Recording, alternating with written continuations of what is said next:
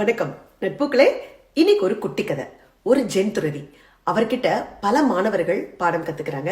அதுல ஒரு மாணவர் பாத்தீங்கன்னா ரொம்ப அதிபுத்திசாலியா எல்லா விஷயத்தையும் கனக்கச்சிதமா சீக்கிரமா கத்துக்கிறாரு. அந்த மாணவர் மேல இந்த ஆசிரியருக்கு ஒரு தனி பிரியமே வந்துருது. ஏன்னா நல்லா படிக்கிற மாணவர்களை பார்த்தா ஆசிரியர்களுக்கு பிடிக்கும் தானே.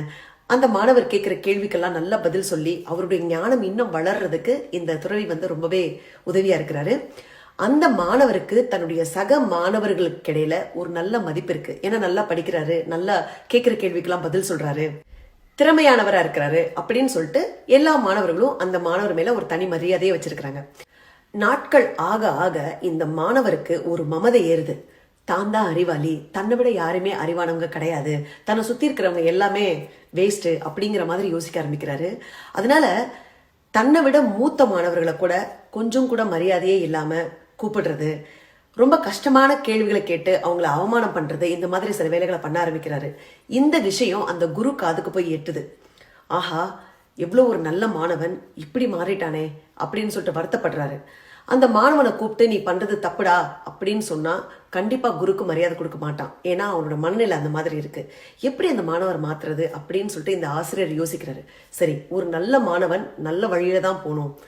அந்த மாணவருடைய இந்த சின்ன தப்பை திருத்தி நல் வழிப்படுத்திட்டோம்னா அவன் நல்லா வருவான் அப்படின்னு நினைக்கிற அந்த குரு என்ன பண்றாரு, அந்த மாணவரை ஒரு நாள் கூப்பிட்டு, தம்பி, என்னுடைய பாலிய நண்பர் பக்கத்து ஊருக்காரரு இன்னைக்கு காலையில இறந்துட்டாரு. ரொம்ப நல்ல அறிவாளி, தர்ம சாஸ்திரங்களை கரைச்சு குடிச்சவர், நிறைய நூல்கள் எழுதியிருக்கிறாரு, பல விருதுகளை வாங்கியிருக்கிறாரு, ரொம்ப நல்ல வாழ்ந்த மனிதன், எல்லாருக்கும் ஒரு எடுத்துக்காட்டா இருந்தாரு.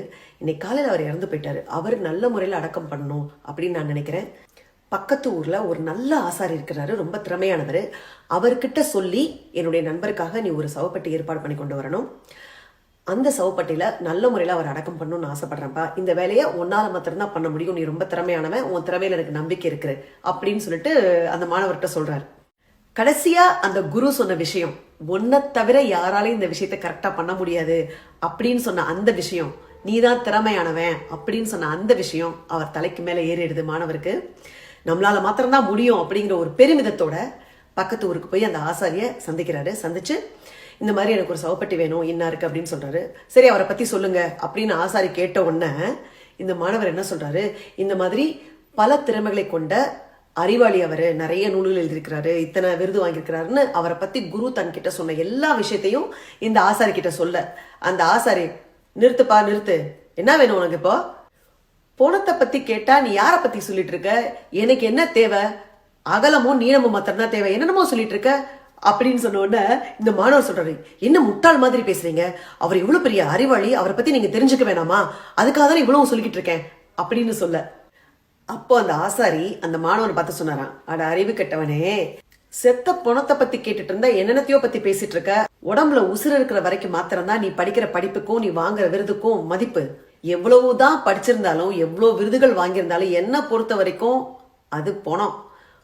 பணத்தை அடக்கம் பண்ண சவப்பெட்டிக்கு என்ன தேவை, அளவு தேவை, நீளம் அகலம், அது உன்கிட்ட இருக்கா, இருந்தா குடு, இல்லையா போய் வாங்கிட்டு வா அப்படின்னு சொல்லிட்டு அனுப்பிச்சு வச்சிட்டாராம். இந்த மாணவருக்கு தன்னுடைய தலையில யாரோ நறுக்குன்னு கொட்டின மாதிரி இருக்கு. மனித அறிவுக்கு இவ்வளவுதான் மதிப்பா, இவ்வளவு சொல்லியும் அவர் ஒரு பணம் அப்படின்னு சொல்லிட்டு ஒரே வார்த்தையில முடிச்சிட்டாரு இந்த ஆசாரி.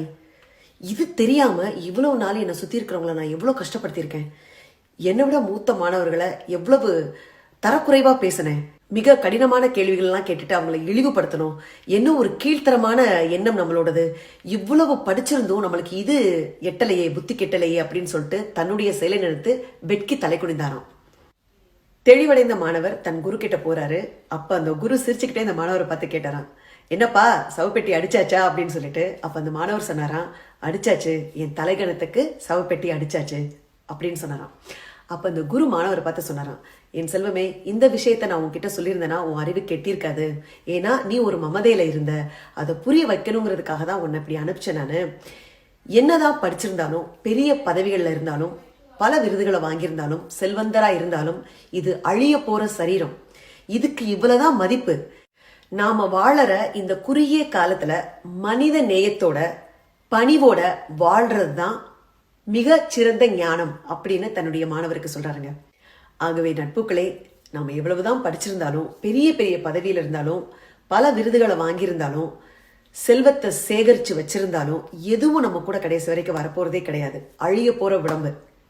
வாழ்க்கை வாழ்வதற்கே பணி வன்புடன் அகம்பாவம் அற்ற ஒரு நல்ல வாழ்வை சக மனித அன்புடன் வாழ்ந்துதான் பார்ப்போமே. நன்றி, வணக்கம்.